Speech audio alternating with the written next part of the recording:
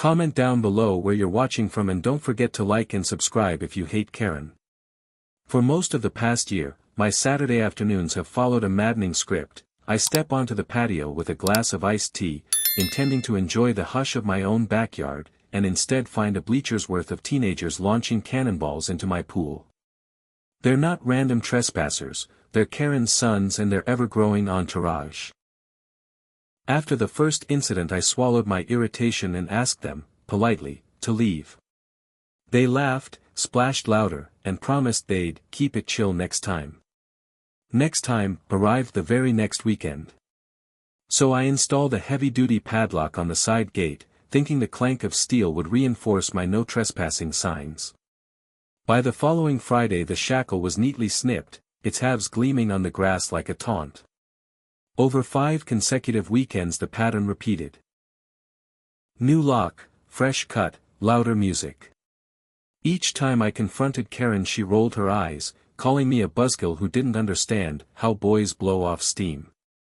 The hypocrisy is rich. Karen loves citing HOA bylaws whenever someone's grass exceeds 2 inches or a porch light is left on after 10 p.m. Yet when it's her family ignoring property boundaries, suddenly rules are flexible. The kids arrive with Bluetooth speakers, coolers of bargain beer, and bravado fueled by the knowledge their mother will always excuse them.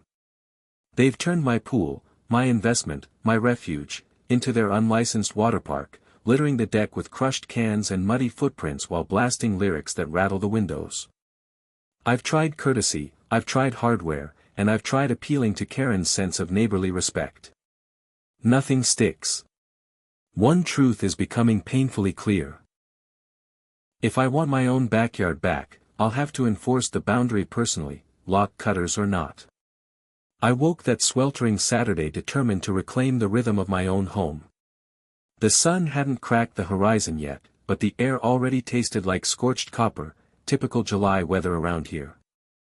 I brewed coffee, swapped my uniform for cargo shorts, and sat on the porch with a legal pad, sketching ideas for a better security layout. Motion lights, reinforced hinges, maybe even a taller fence the HOA couldn't whine about. Mid-doodle, the bass line reached me, faint at first, then ballooning into a ribcage hum. My coffee sloshed as the beat grew louder. There was only one source that reckless at 8 a.m., Karen's sons. The iced tea glass from the night before still sweated beside the grill, testament to how many quiet evenings have been interrupted lately. I set my mug down, exhaled once, and marched around the side of the house. The gate swung inward, chain links vibrating from subwoofer shockwaves. My brand new padlock, purchased Thursday, titanium alloy, bolt cutter proof, according to marketing, lay in 2 shiny halves on the grass, a mocking still life gleaming under morning sun.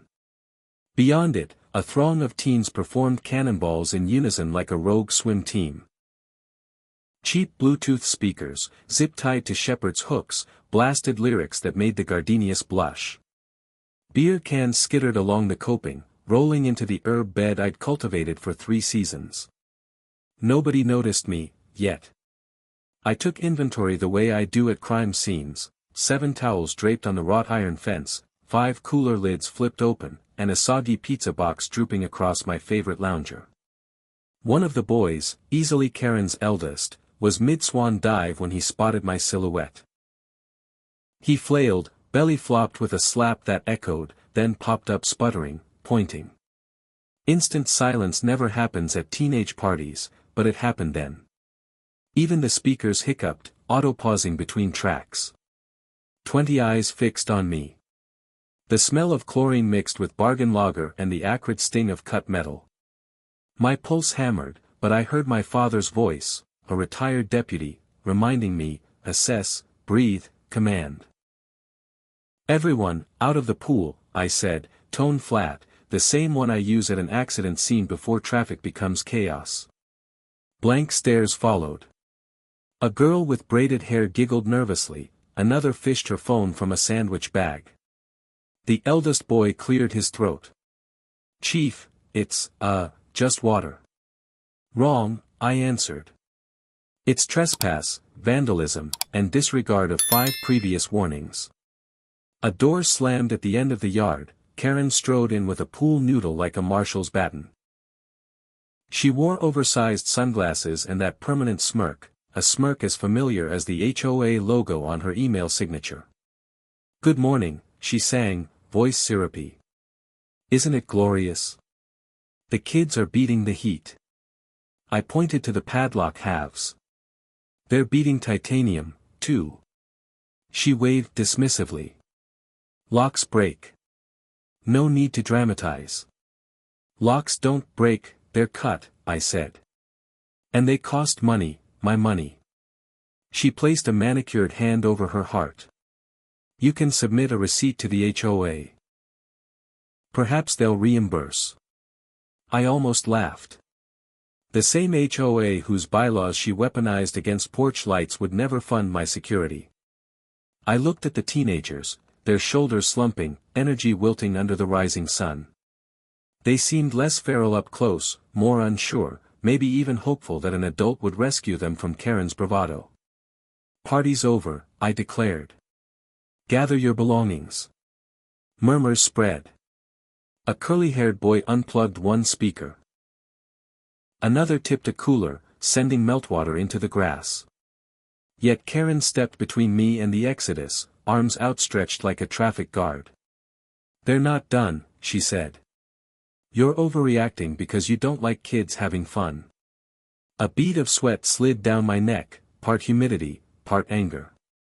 In my profession I've diffused bar brawls, hostage scenes, and holiday standoffs, but nothing tests composure like neighbors who rewrite reality. "Fun ends where felony begins," I replied, voice low but steady. "Cutting locks is criminal mischief, entering my yard is criminal trespass, and supplying minors with alcohol is contributing." Her smile faltered. "Don't get dramatic, Chief. It's a hot day. You want dramatic? Call the station and ask dispatch for statistics on drownings at illegal parties. Ask them how many parents claimed it was just hot weather." I gestured around. No supervision, no consent, no safety plan. Only entitlement. The kids froze at that word. Entitlement. They glanced from Karen to the ruined lock. One by one, they began gathering towels, snapping selfies at hyperspeed as if collecting digital evidence for Monday gossip. The eldest climbed out, shoulders visibly reddening, not from sunburn, but embarrassment. He mumbled, "Sorry, sir," then started picking cans off the deck. Karen's voice spiked. "Don't apologize. He's bullying you with his badge." I sighed, stepping aside to give the teens a clear path. "Last chance, folks. Exit peacefully and we can pretend this is a warning, not a record." 5 minutes later, only Karen remained, arms folded, refusing to leave. I met her gaze and spoke quietly, "I've tried courtesy, hardware, and conversation. Next step is formal enforcement, documents, charges, hearings." She stared, sunglasses reflecting the ripples she caused. "You wouldn't dare bring law into a neighbor dispute."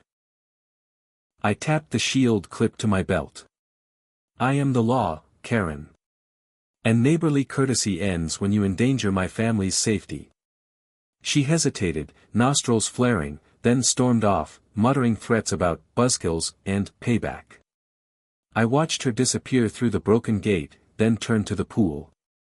The water rocked with leftover waves, reflecting a sky now blazing with midday heat, and for the first time, I recognized that my patience had evaporated faster than the morning dew. The padlock shards winked in the grass like broken promises. Today was the boiling point, and the steam wouldn't settle until boundaries, and the law, were finally respected. The driveway shimmered by mid-afternoon, heatwaves turning asphalt into a mirage. I sat in my study, uniform shirt now buttoned, body camera charging on the desk. It wasn't department policy to wear it off-duty, but I needed insurance. Karen's talent for twisting narratives rivaled any suspect I'd interrogated, and I'd learned long ago that video never fibs. I pulled up security footage, each scuffed padlock, every midnight sneak-in. Timestamps compiled like damning timestamps on an affidavit. I synced the clips to a flash drive labeled Trespass Chronology. Internal Affairs might someday review this, better to build the case meticulously. Phone in hand, I drafted an incident report. At 0803 hours, I observed. The language rolled out reflexively. Halfway through, guilt pinched me.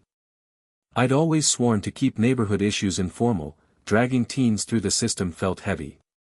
But heavy wasn't the same as unjust. If I let them slide again, what message reached the rest of Sunrise Pines? That the chief's own yard was free real estate. The front bell chimed. I glimpsed through the sidelight and saw Officer Morales, on patrol shift, holding a brown envelope. "Thought I'd save you a trip," he said when I opened the door. "Dispatch heard your call, these are trespass affidavits. Just sign and we can push them to the county clerk." I accepted the envelope, weighed its heft. Morales eyed my expression. "Problem?" "Just wrestling with the parent angle," I said. "Don't want to crater a kid's future." He nodded. "Chief, consequences are lessons. They cut 5 locks, that's deliberate. You'd arrest anyone else." He glanced at the driveway. "Besides, word is Karen's already telling neighbors you threatened violence." My jaw tightened. So the spin cycle begins. Morales offered a sympathetic shrug. "Better to counter with facts. Need anything else?" I considered, then shook his hand. "Appreciate you, Morales." Back inside, I stared at the affidavits.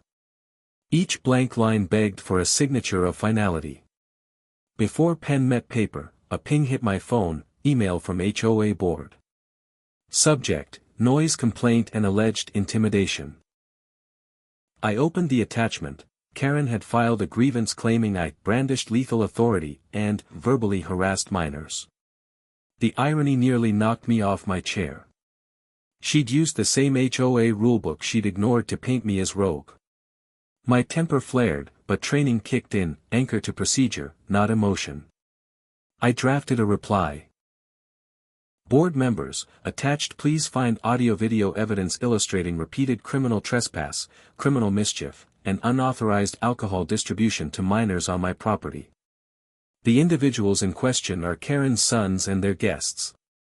My intervention was limited to verbal direction and lawful order to vacate.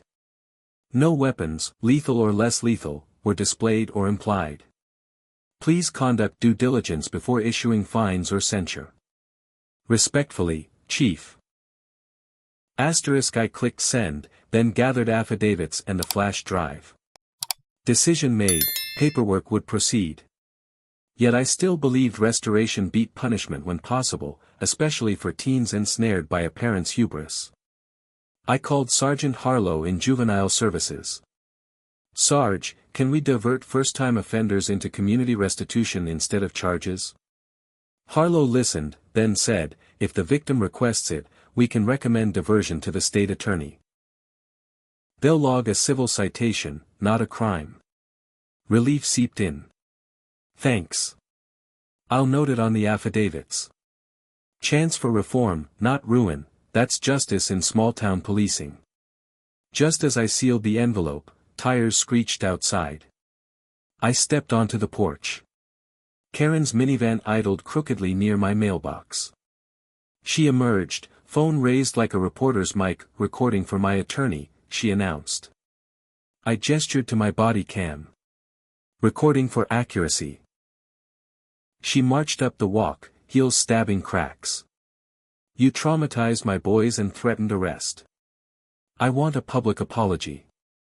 Your boys cut locks, trespassed, and drank alcohol. They need accountability, not apologies." She flipped her phone camera. "Tell the internet why you abuse power." "I uphold power," I corrected, "by enforcing the same statute you violate." Her cheeks reddened. "The HOA will see you disciplined." "HOA lacks authority over criminal law," I said. "But since you mentioned discipline, here's your copy of the affidavits." I handed her the sealed packet. She ripped it open, scanned the headline, "Notice of Trespass," and blanched. "This is harassment," she hissed. "No," I replied, "this is due process."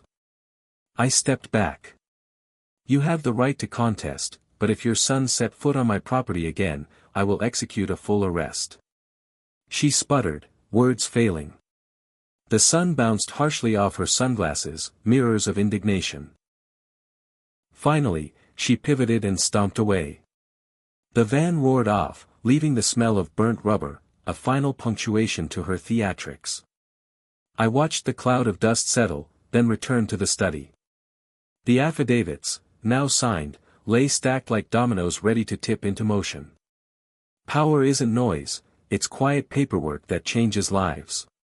And Karen had just witnessed where that power lives, in ink, in cameras, in the unwavering line between private property and public tantrum. Evening draped the subdivision in burnt orange glow when the cruiser's light bar spilled blue across my driveway. The residents of Sunrise Pines were used to seeing patrol cars, but parked at the chief's ranch house, sirens silent, it drew curtains apart like stage curtains. I walked out to greet officers Nguyen and Patel, both seasoned, both calm. Nguyen removed his hat. "Chief, dispatch logged your formal complaint. We're here to serve the notices." I nodded, glancing down the street. Karen's porch light flicked on, sensor triggered, or maybe she watched from the blinds. The gamble in serving notices tonight was visibility, transparency, deterrent, and yes, a bit of message sending. Fade rumors with facts. We reviewed the plan, approach Karen's residence, deliver trespass warnings to each listed minor, document acceptance. I provided birth dates and full names from school directory printouts, public record, yet it felt unsettling to drill into juveniles' data. Still, boundaries mattered. We drove the quarter-mile in tandem, one cruiser, one unmarked sedan. On arrival, Patel keyed the PA, "Occupants of 418 Cypress Lane, please step outside." Porch lights flared, the front door creaked. A hush fell across the cul-de-sac, kids paused basketball, sprinklers hissed louder than usual. Karen emerged first, still in office attire, pastel blazer, pearls, righteous indignation. Her sons followed, Logan and Blake. High school seniors with sun-bleached hair and guilty slouches. Nguyen announced, "Ma'am, we have official documents regarding criminal trespass on Chief's property." She folded arms. "You're embarrassing my family." Nguyen remained impassive. "Embarrassment isn't unlawful. Trespass is." He handed over 3 envelopes, 2 for the boys, 1 for Karen as custodian. Logan accepted his with trembling fingers, Blake muttered something but took it. Karen refused hers. It dropped to her patio tile like unwelcome junk mail. Patel noted in his log, "Notice tendered, refused." Next, Nguyen said gently, "We need verbal acknowledgement you understand the orders. You may not enter Chief's property under any circumstances. Violation can result in arrest." Logan nodded, eyes fixed on the cruiser's reflection in a yard sale mirror propped by the garage. Blake echoed the nod, glancing at Karen. She snapped, "Boys, say nothing. They're fishing for a reaction." I stood at the sidewalk, letting daylight, and cameras, record the scene. No uniform tonight, just khakis and a polo, but my badge hung visibly. I addressed the boys, bypassing Karen. "Logan, Blake, you have options. The state attorney's juvenile diversion program means community service and educational workshops instead of charges. Cooperate, complete the hours, this fades from your record." Logan swallowed. "How many hours?" 50, I answered, plus restitution for the padlocks and cleanup. Blake kicked a pebble. "What if we say no?"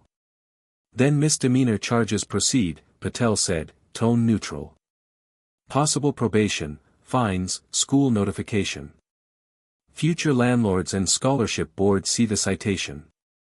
Karen stepped forward. Scare tactics won't work. I'll hire counsel. I met her eyes. Counsel may help you navigate, but it can't erase evidence. My backyard footage is crystal. I gestured to the envelopes on the ground. Pick it up, Karen. Pretending it's garbage won't change reality.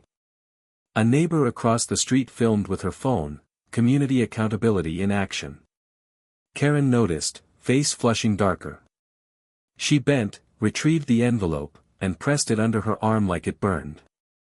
Patel's radio crackled, Unit 32, status check.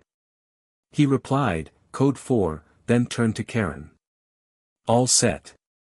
Please sign the receipt. She scribbled, lip quivering. Nguyen tipped his hat. Gentlemen, ma'am, have a calm evening. The officers departed, blue lights winking along the asphalt until only crickets filled the air. Karen rounded on me.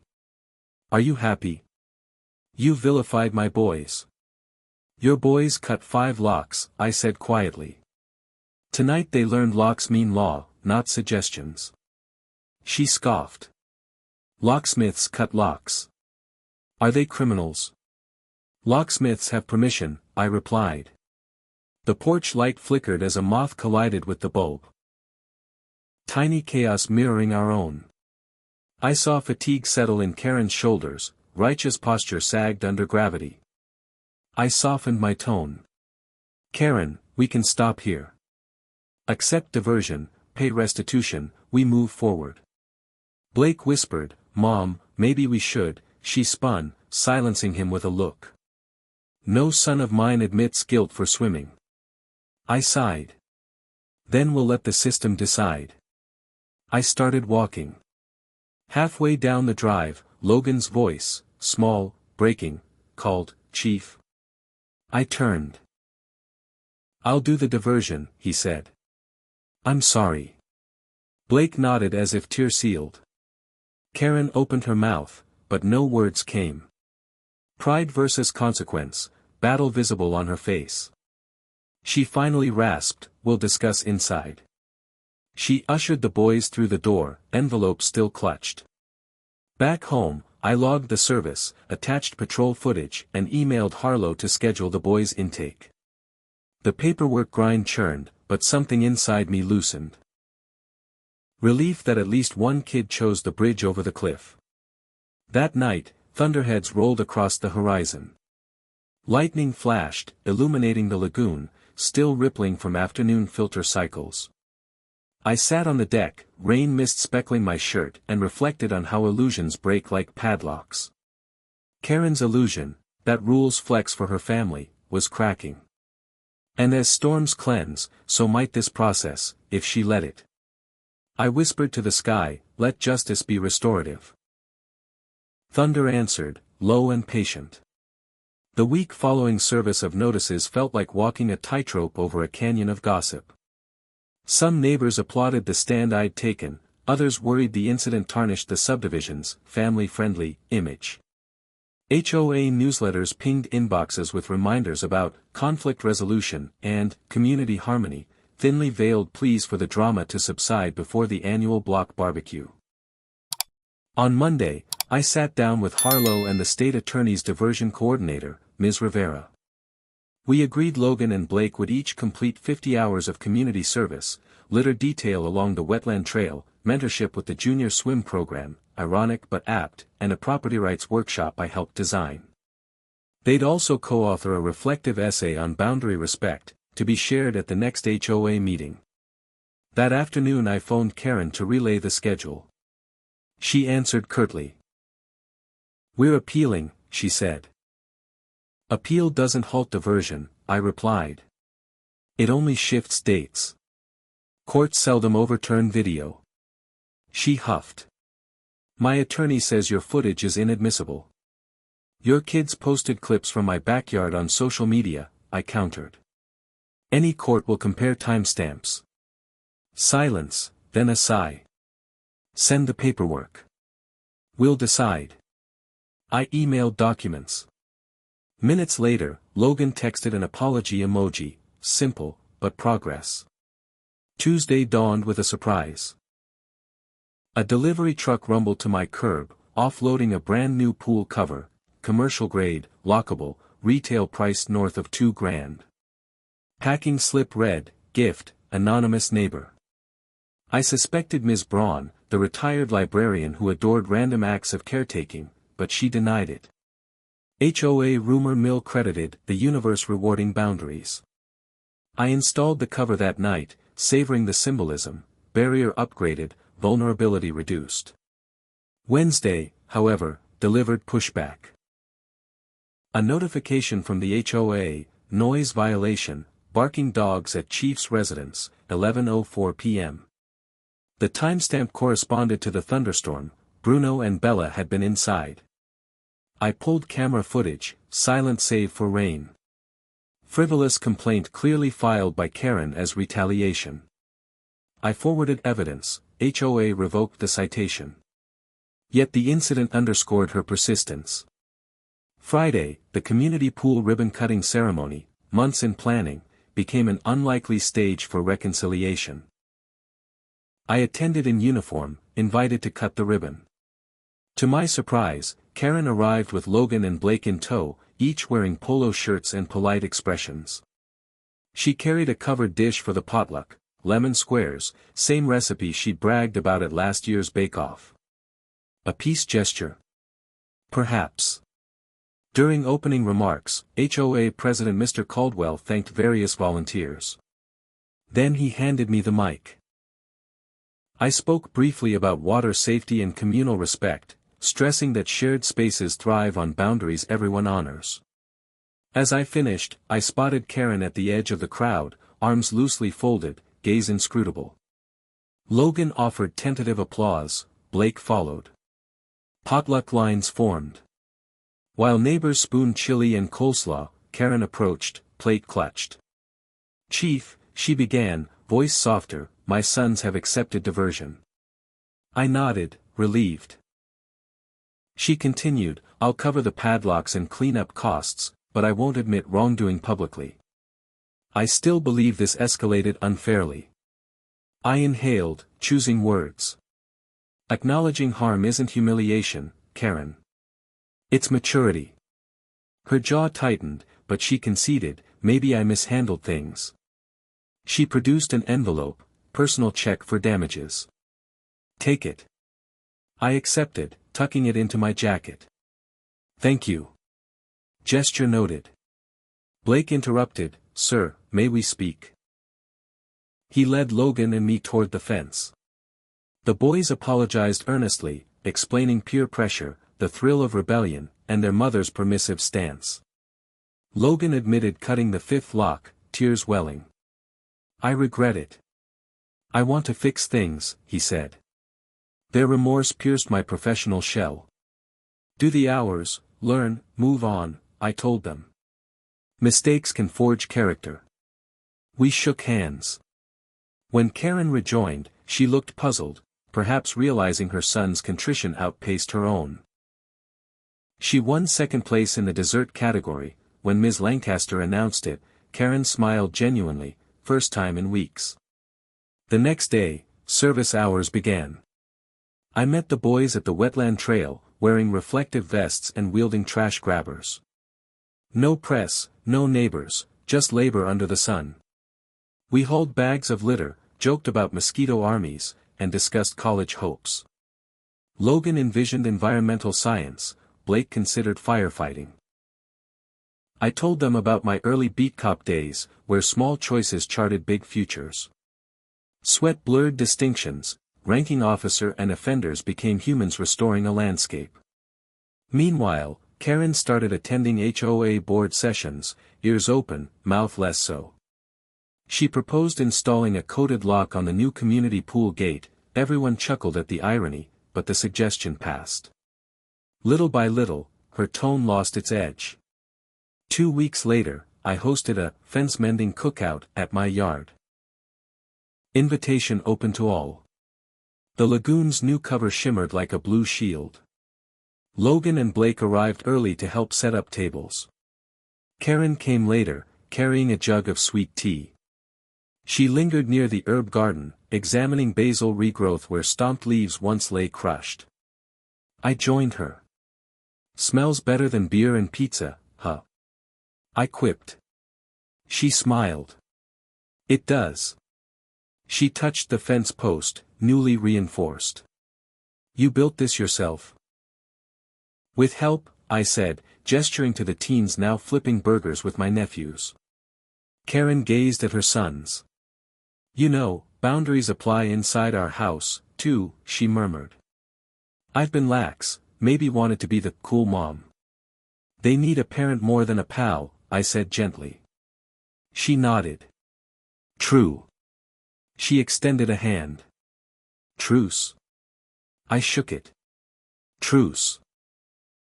That evening, as fireflies mapped constellations in yard-level light, Karen publicly thanked the community for guiding her family through a learning curve.